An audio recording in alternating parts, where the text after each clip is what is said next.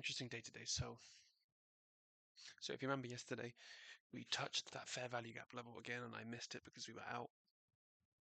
So we gap up today off that level, just straight up. News that China is negotiating. At pre-market, we are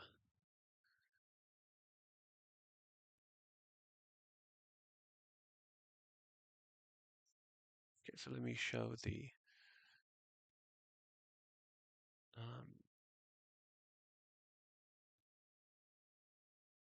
bigger picture.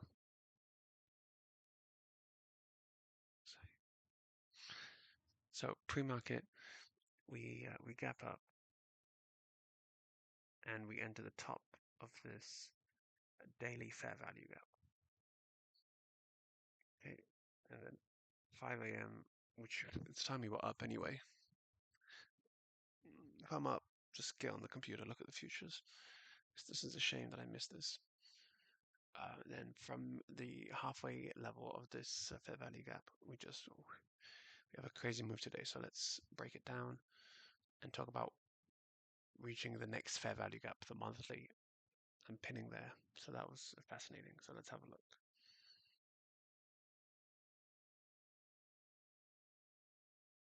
So open, I'm looking to take. Okay, so from analyzing the GEX levels for today, I predict that we might be in a range between 565 on the top side and 555 here. Sorry, 555 all the way down here. Down, that's a big move. So thinking that 565 can be a local top, I short MES here, which is the 555 level, about 565 level, but then stop out for a $30 loss here. Okay, then after this move happens, again, I feel late, but I try it again here anyway. And just get out early. And I really like this practice of stopping out early and getting out early. I don't want to lose this. This is the difference between a gambler and a trader. This right here. Very, very important. So while this is going on, I'm still looking at this 567.5 level to go short. And I'm already planning in my head a big short. The bottom of the monthly fair value gap, we're close to it. I think we can squeeze up to it. So I buy a contract here, but sell early just because I see the wicks. But I don't like that feeling, so I buy another one. I want to be in this trade. I do feel like it's going to squeeze up. Okay, this was a huge, huge, huge move. Just a spike Diodo green candle. And I quickly sell out around this level here. And then I try to go short immediately, but I end up fumbling Robinhood and either buying or selling or doing something. So all the profit basically from this move just gets eradicated. Now, this was on news that China is considering acting on the fentanyl issue that Trump wants to as a way to start negotiations. So in this move, I'm just selling contracts now.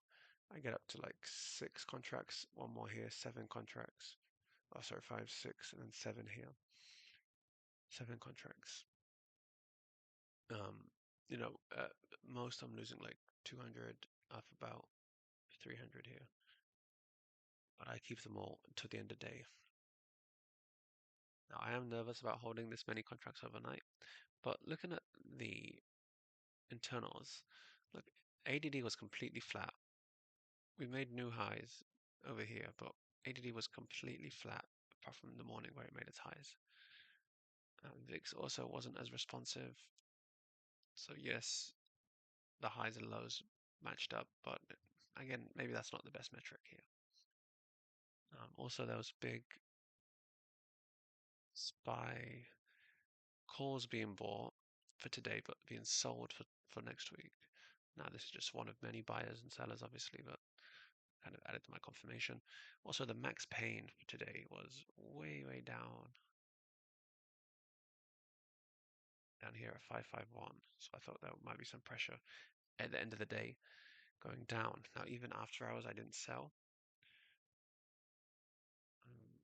Look at the way we just kind of glide down, although we did get kind of a move up before the futures market closed.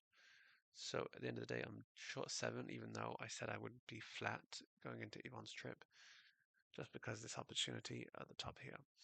Now, aside from that, I also completely went 100% cash in the retirement account because I guess I should have hedged and kept it. But if I believe that we are experiencing a local top, then it would make sense to be out of all longs, wouldn't it? I also sold my hood leap, so I'm pretty much all short. I just have the Pfizer short, QBTS short, and I bought a Palantir short as well the next week. At $100, we're at $124 today. A huge move on Palantir. Insane. So approaching all-time highs. And aside from that, selling puts worked fine as well today on Amazon, Reddit, and Apple. So that's a good strategy I want to keep doing. You can possibly get like 500 a day doing that, which is obviously fantastic. Okay, so going back to SPY, something else I forgot to mention was we were at the weekly 50 EMA right here at the top as well. So the weekly 50 EMA is at exactly about 568. So up here, so another key resistance point. Yeah, the monthly, I should say. No, the weekly 50, sorry. And the final thing is on SPX, the 5700 level was called out by the fair value girl. All right, so this is interesting. So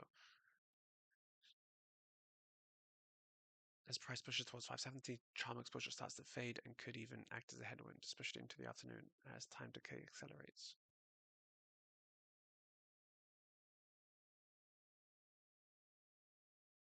So 5700 big level.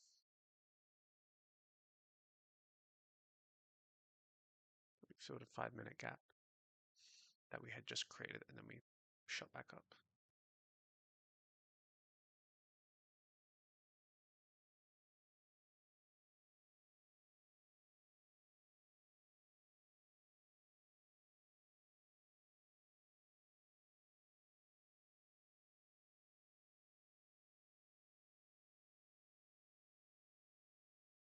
Which I had also seen on my charts. And it did work out very, very well.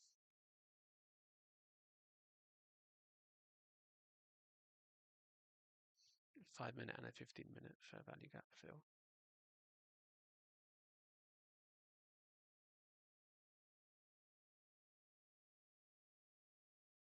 So my new setup, I have different time frames and fair value gaps in each one, as well as different drawings on each one and different indicators. So this is my main viewing arena here.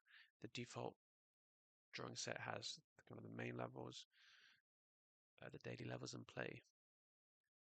And then I'm looking at the others, time frames, candle formations, patterns, drawing sets, fair value gaps, etc. There's some internals here, which I still need to study more. Still don't know what to do with this. VIX can be moved maybe here as well. I'm not sure what to do with this one either.